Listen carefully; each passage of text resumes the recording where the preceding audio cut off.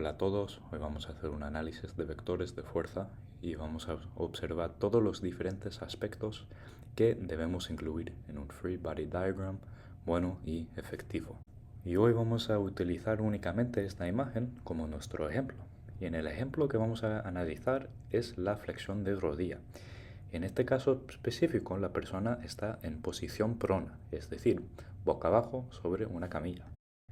Lo primero que debemos identificar es nuestra articulación de interés, donde está ocurriendo el movimiento. La articulación de interés es simplemente la articulación anatómica donde se unen dos huesos y que estamos intentando analizar.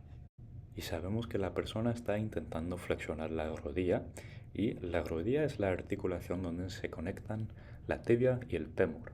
Y por lo tanto, como indica el nombre de un movimiento, nuestra articulación de interés es la articulación de la rodilla y podemos indicarla aquí en la rodilla.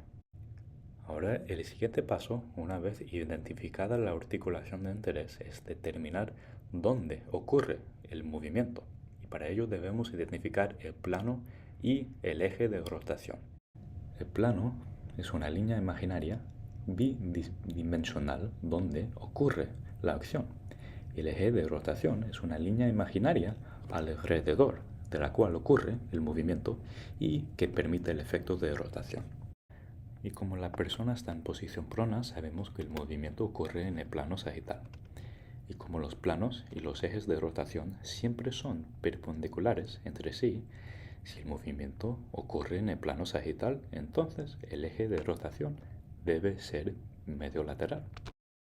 Este eje de rotación es una línea imaginaria que pasa por la articulación de la rodilla y permite que ocurra la flexión en el plano sagital. Ahora vamos a identificar las fuerzas internas.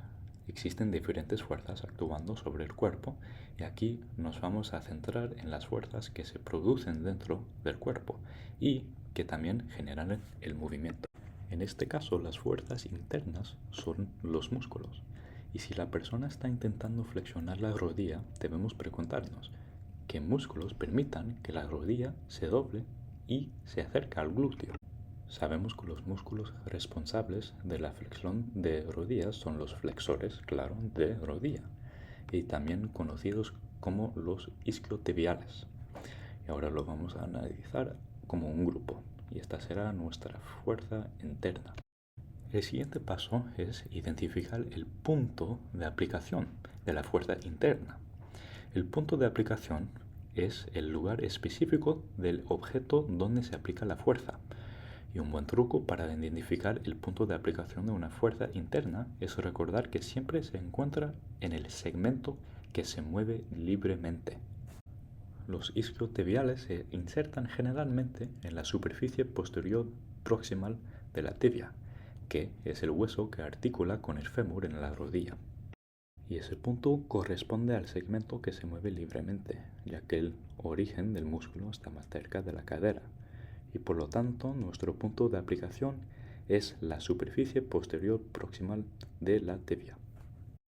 Ahora que tenemos el punto de aplicación y la articulación de interés, debemos representar la fuerza interna como un vector, es decir, una flecha que indica la dirección de la fuerza.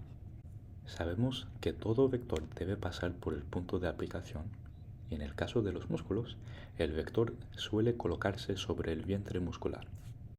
Como los isquiotibiales se encuentran aquí, el vector se representa en esa zona y debe pasar por el punto de aplicación.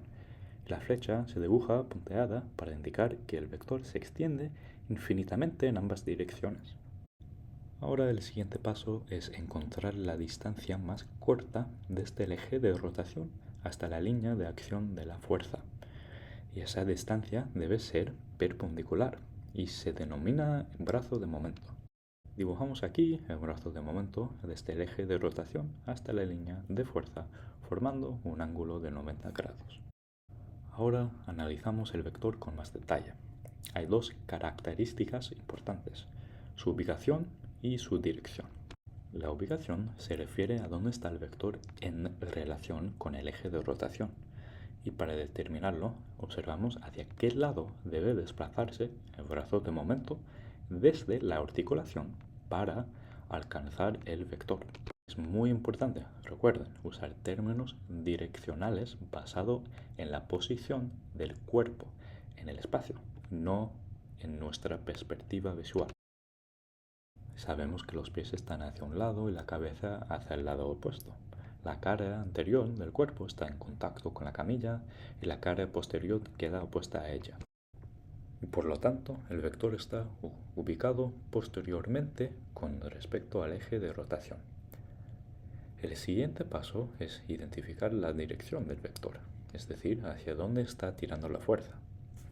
Un principio clave es que las fuerzas internas siempre tiran hacia el segmento fijo. El punto de aplicación está en el segmento libre, entonces el vector debe dirigirse hacia el segmento fijo, que en este caso está más cerca de la cadera. Eso significa que la fuerza tira en dirección superior. Y ahora, con la ubicación y la dirección del vector identificadas, podemos determinar el tipo de torque que se genera. Y como la fuerza está ubicada posteriormente al eje de rotación y tira en dirección superior, genera un torque de flexión de rodilla. Y ahora, utilizando las reglas de la nomenclatura osteocinemática, podemos decir que la contracción de los músculos flexores de la rodilla provoca que el ángulo disminuya o también que la distancia se acorte entre la superficie anterior de la tibia y el fémur.